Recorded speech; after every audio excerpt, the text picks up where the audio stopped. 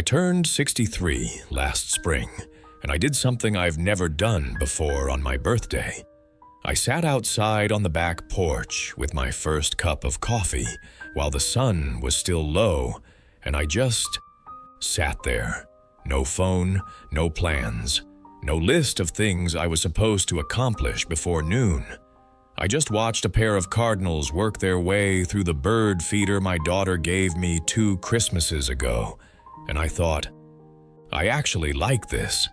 I actually like being here, in this moment, doing nothing at all. That might not sound like much to you, but for most of my life, sitting still felt like a failure. Doing nothing meant falling behind. Quiet was uncomfortable. I was someone who needed to be in motion, useful, productive, visible. That's just who I was, or who I thought I was, what nobody told me, what I had to live long enough to discover for myself, is that getting older doesn't just take things away.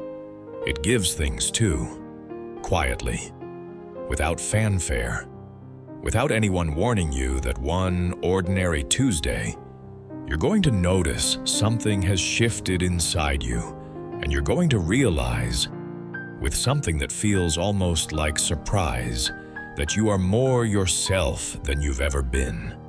I know that's not what we're taught to expect. Everything around us tells a different story. The ads, the magazine covers, the conversations at the doctor's office. They're all about what's declining, what's diminishing, what to fight, and what to prevent. The cultural narrative of aging is almost entirely about loss, and I don't want to dismiss that. There are real losses, real grief, things I miss about being younger that I won't pretend I don't miss. But that's only half the story, and it might be the less interesting half. The other half, the half nobody prepares you for, is the one I want to talk about today. There's a kind of freedom that begins to arrive somewhere in your 50s, and it doesn't knock. It just shows up one day and starts rearranging the furniture. I was 54 the first time I noticed it clearly. I was at a dinner party, the kind I'd spent decades attending dutifully, even when I didn't particularly want to go, smiling at the right moments, asking the right questions, trying to be the right version of myself for whoever was in the room. And somewhere between the salad course and the main dish, I realized I genuinely didn't care what the man across the table thought of me.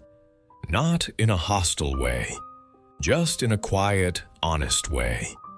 He was pleasant enough, but whether he liked me or found me interesting or thought I was successful enough, it simply didn't register the way it once would have. I drove home that night and sat in my driveway for a few minutes. I was trying to figure out if something was wrong with me. Had I become cold? Disconnected? Was this what people meant when they said you stopped caring as you got older? And was that a bad thing? But it wasn't coldness. I understand that now. It was more like the slow dropping of a weight I'd been carrying so long, I'd stopped noticing how heavy it was. The weight of other people's opinions. The constant, low-grade monitoring of myself through imagined eyes that weren't even mine. When that weight starts to lift, it doesn't feel like losing something. It feels like setting something down. I've talked to enough people my age to know I'm not alone in this. A woman I've known for 20 years, sharp, thoughtful, someone I've always respected, told me something similar over lunch not long ago. She said, "I think I spent 30 years being afraid of what people thought, and I didn't even know I was afraid. I thought I was just being considerate." She laughed a little when she said it. We both did, because there's something both funny and a little heartbreaking about realizing how much invisible energy you spent on something that mattered so much less than you believed. that reclaiming of yourself, that slow return to your own center, is one of the gifts. Not the only one, but maybe the one that makes the others possible. Here's another one. The way you begin to experience time. When I was 35, time was something I was always fighting. Never enough of it. Always running out. Deadlines, schedules, the feeling that the calendar was a kind of opponent. I remember standing in a grocery store checkout line when my kids were small, calculating how much time this was costing me, irritated at the slowness of the person ahead of me, mentally running through everything I still had to do that evening. I was physically present in that grocery store, but I was nowhere near it in any other sense. Somewhere along the way, that changed. I can't point to a single moment when it happened, but gradually the relationship between me and time became something different, less adversarial. More like the way you might feel about a road you've driven so many times you've stopped rushing it. I was 58 or so when I started noticing that I could be in a moment. Not every moment, and not perfectly. I still catch myself drifting, planning half somewhere else. But more than before, meaningfully more. I started noticing things I'd been walking past for years. The way the light comes through the kitchen window on late November afternoons. The particular sound of rain on the roof of my car.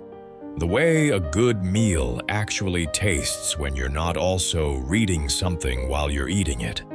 This is one of the gifts they really don't tell you about because it sounds too simple to be worth mentioning. It sounds like advice. Be present. Live in the moment. And we've all heard that so many times it's lost any meaning it might have had. But it's not advice I'm offering. It's an observation.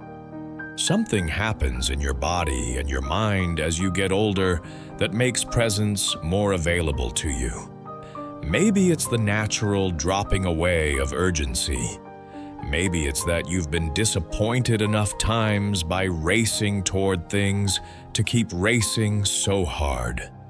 Maybe it's just that when you've lived more life, you have more to notice.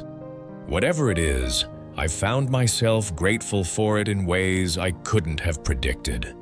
There's something else, too. Something I find harder to talk about. Maybe because it touches on things I used to think of as weaknesses. When I was younger, I was more certain. About most things. About what I believed, how I should behave, what was right and wrong, who I was, who other people were. I moved through the world with a kind of confidence that I now recognize was mostly ignorance, wearing a good coat. I had strong opinions, and I held them closely. I thought knowing your mind was a virtue, and maybe it is, but what I really had wasn't knowledge. It was the comfortable armor of certainty. Getting older has worn that armor down considerably. And honestly, I'm glad. I remember a conversation I had with my mother when she was in her late 70s.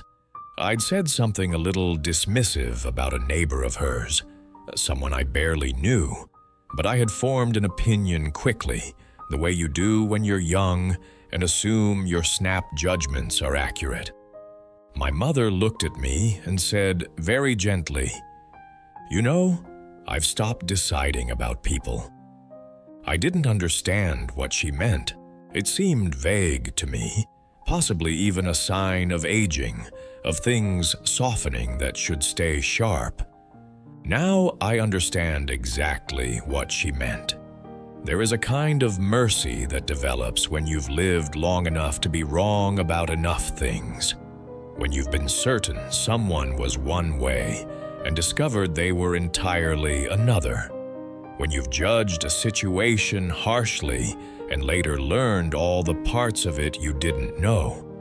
When you've been on the receiving end of someone else's quick conclusion about you and felt the particular sting of being reduced to something smaller than you are. After enough of those experiences, certainty starts to feel less like wisdom and more like laziness, and something more careful and more spacious begins to grow in its place. I think of it as a kind of earned humility, not the performed kind, where you apologize constantly and pretend to doubt yourself. Something quieter than that. Just a genuine openness to being surprised, to not knowing, to discovering that the world is more complicated than your previous categories allowed for. It's made me, I think, a more interesting person to talk to, and a somewhat better friend, definitely a better listener. Not long after my 56th birthday, I went through a rough stretch. Not something I'll go into in detail here, but the kind of period that makes you question things you thought were settled. During that time, an old friend of mine, we'd known each other since our 20s, showed up at my door with takeout food and absolutely no agenda. He didn't try to fix anything. He didn't offer advice. He just sat with me for a few hours, let me talk when I wanted to talk, and was comfortable in the quiet when I didn't. Before he left, he said, "I've learned that the best thing I can do for someone is just stay." Then he left. I've thought about that many times since then. I think what he was describing, that wisdom of staying, of not needing to fix or perform or solve, is something younger people often can't access yet. It requires a kind of confidence in your own presence, a trust that just being there is enough. You have to have been through enough of your own hard seasons to know that sometimes the only thing that helps is someone who doesn't leave. I think this might be one of the deeper gifts of getting older, learning how to be actually present for someone else without it being about you. And the relationships. I want to say something about the relationships. There's a particular quality to the friendships I have now that I don't think I had access to at 30. The friendships that have survived the years, the ones that are still here, still alive, still nourishing, have a kind of ease to them that took a long time to earn. We've seen each other through things, difficult marriages and difficult divorces, the loss of parents, the particular vertigo of watching your children grow up and away, health scares that turned out to be nothing and some that turned out to be something. We know each other's stories in a way that's genuinely rare. There are fewer of those friendships than there used to be, and I've made a kind of peace with that. What I've lost in number, I think I've gained in depth. Conversations feel less like performances now and more like actual exchanges. We've stopped trying to impress each other. We've stopped pretending to be fine when we're not. Somewhere along the way, we started being honest, maybe because we realized we'd wasted enough time on the alternative, or maybe just because after this many years, you can't really hold up a false front anymore, and neither can they. I had coffee with someone I've known for over 30 years. We met when we were both overwhelmed young parents in the same neighborhood, barely keeping our heads above water. And at some point, she said, "Do you realize we've stopped editing ourselves?" And she was right.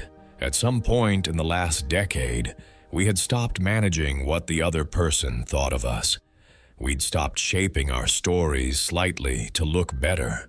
We were just talking, just honestly talking. And it was, without exaggeration, one of the most nourishing things I experience regularly in my life. That kind of connection, the unedited kind, I think is another gift.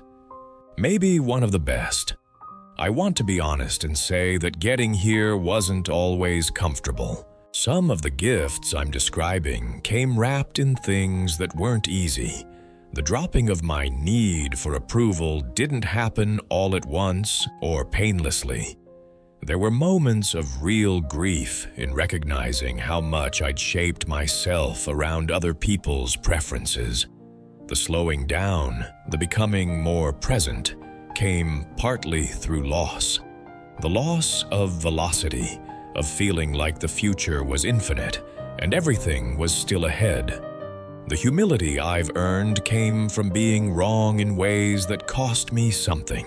The depth of my friendships came through staying connected across distance and difficulty and change, which required real effort and sometimes real courage. And there are still things I grieve about getting older. I want to be clear about that. There are mornings when I feel the mileage in my body in ways that are unwelcome. There are things I can't do as easily as I once could, and some things I probably shouldn't try anymore. And letting go of that version of myself, the one who could do anything without thinking twice, has been its own small, ongoing loss.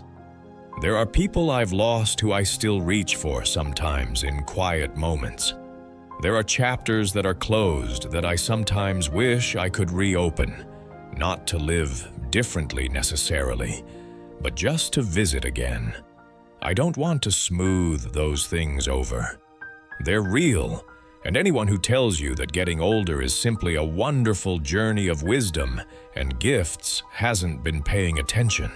It's more complicated than that. It's loss and gain, simultaneous and ongoing. It's grief and gratitude, sometimes in the same hour.